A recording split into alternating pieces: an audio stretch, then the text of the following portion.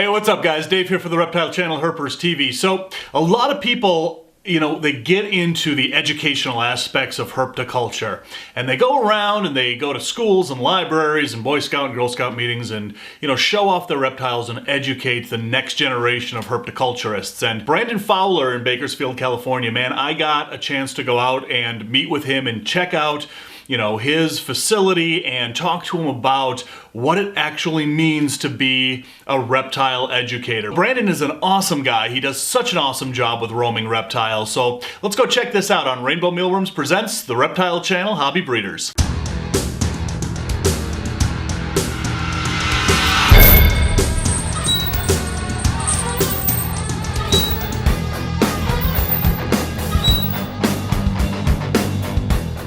My name is Brandon Fowler. I own Roaming Reptiles here in Bakersfield, California, and we get to go all over and do educational shows. And we talk to kids and adults, and it's thousands and thousands of kids a month. So Roaming Reptiles has been around for about 11 years. So I've had it for about 7. And this is your full-time job? This is it. This is what I do. We made a decision if I was going to do this, we were going to go full bore, and that's what happened. Fantastic. And now we go. Like I said, we went to Oregon, we go all over California, we do the libraries, all the schools. Birthday parties are actually a small percentage of our shows.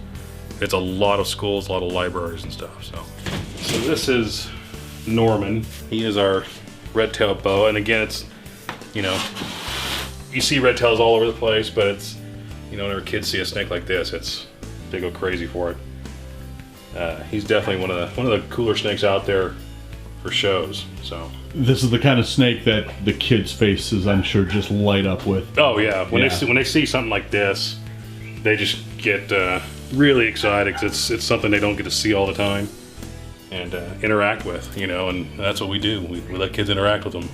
And it's one of those deals where it takes a lot of work to get snakes where they can be handled by thousands of people, right? And do it without any problems at all. So it's a lot of hours going into these guys.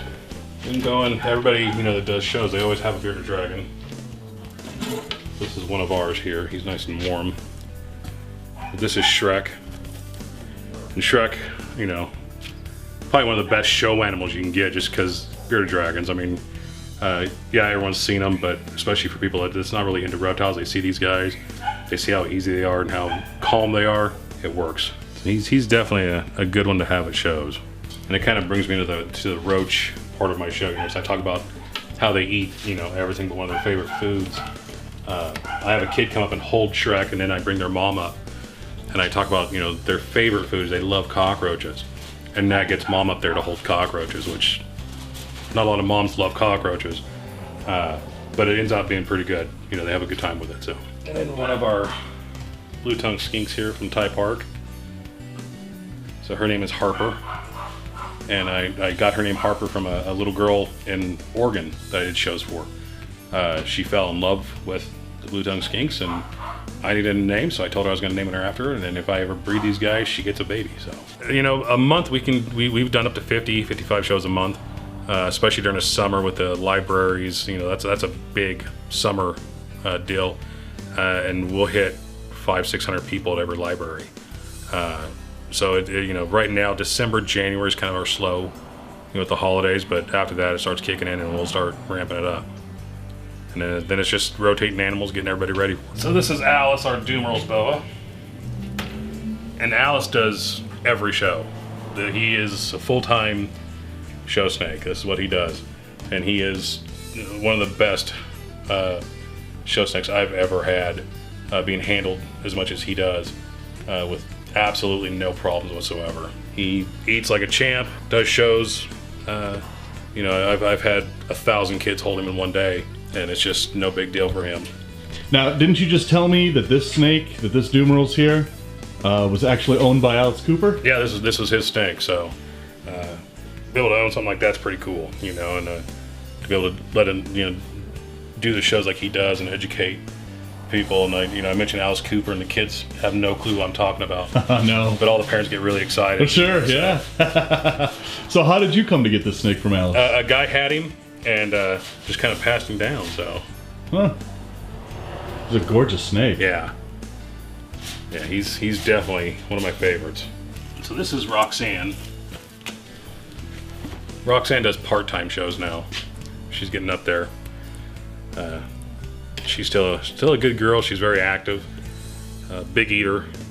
But again, another animal that's been handled by thousands with absolutely. I mean, she does a fantastic job. But the one I take to every show. She's shedding here. So this is Midnight. And Midnight is our black and white tegu. And with her, I got her from, we had a herp club many years ago, and somebody brought her in and dropped her off, and I took her. And her tail was damaged as a baby. A dog got a hold of it, and dog chewed on her tail for a little while. And even with that kind of trauma, I mean, she's a fantastic animal. She does full-time shows, and everybody really enjoys her. I retired her, but I got requests to bring her back, so we brought her back to the shows. What is the most rewarding experience doing this?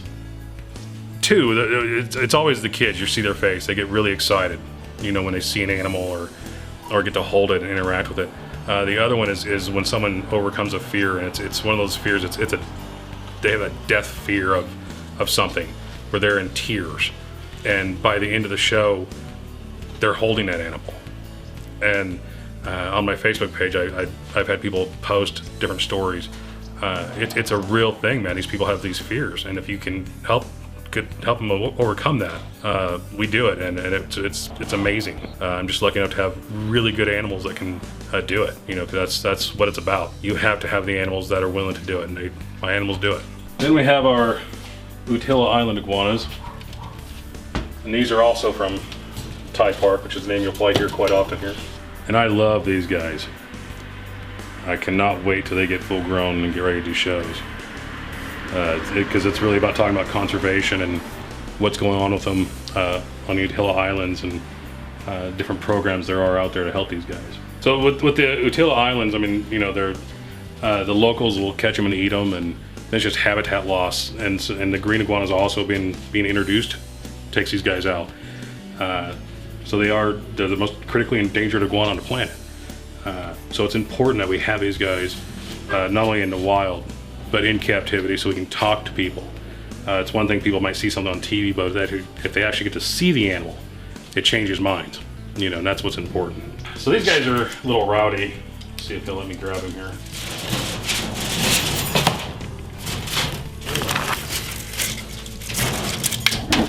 There we go. This is one of our Cubans here. Relax. These guys scratch me up more than others. And this is the one iguana I can't wait to get full size, take to shows. I absolutely cannot wait to get these guys going. They're just absolutely beautiful animals.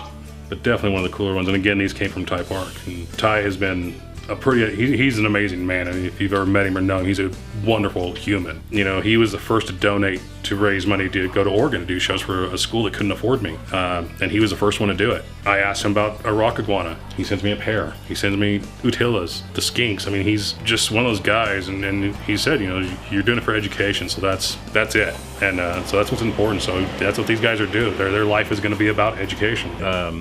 Ball pythons that we get, we put them in classrooms. The Classroom Pet Project, and so we donate the cage, all the equipment for free to the teachers, and that animal stays in the classroom for the year, and it gives a chance for those kids to see and interact with that animal all year long, which is important. So we got him a while ago. He was in pretty rough shape, but skinny, wasn't really eating, but now he's starting to pick back up slowly but surely. If he ever does shows, it'd be part-time, be able, you know, every once in a while. So it won't be too often, but every once in a while he'll get out and do a show.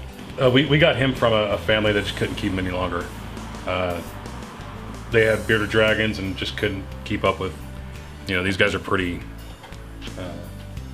take a little work, you know, so they just couldn't keep up with them. And so most of your animals here that you use for your shows are rescues. And people that just can't have them and donate them to you. Yeah, donate them to me, or get a call that, you know, I have a guy that, you know, that gave me a bull snake just because he wanted me to use in a show, or stuff like that. Just people that understand what I do and the importance of it, and they want to have a cool animal do it. So that's fantastic. So this is Rosehair, and I call her the most popular tarantula in the country because she's been handled by thousands, kids, adults. She's helped an untold amount of people overcome a fear. And you can see, I mean, she's a calm animal, and she's definitely a showstopper. I mean, people, you know, have that fear of tarantulas, spiders, stuff like that. She does it. She is the perfect tarantula for shows. So I am extremely lucky to have her and to be able to work with her and have her do what she does. Fantastic. And this is an animal that I was terrified of, and she got me over my fear. So now I have a few of them. But we are definitely lucky to have her. So we were talking about, you know, that the kids that come to your shows, these are the kids that may grow up to be the next Steve Irwin, or they may grow up to be legislators. Right. How does that feel to, you know, go out there and talk to these kids and then have them with the knowledge that you may be setting these kids off on a trajectory? Well, you know, it's an amazing thing to be able to do what I do. You know, it's an honor to do what I do. And I tell people all the time, especially, you know, people in the hobby, if a kid comes to you and asks questions, answer them. I don't care if you've answered them 100 times, because that kid may grow up to be something special in his hobby and really help us out. And so you want to keep that going. You want to keep that drive going. So if they have questions, you answer. And if I get one kid out of one of my shows that grows up to do something great, you know, whether it be conservation or laws, you know, my job is done. I'm happy. So that's really what we're working for, is to grow these kids up, stay in contact with them, so they can learn and enjoy these animals and have them, protect them, and keep them with us.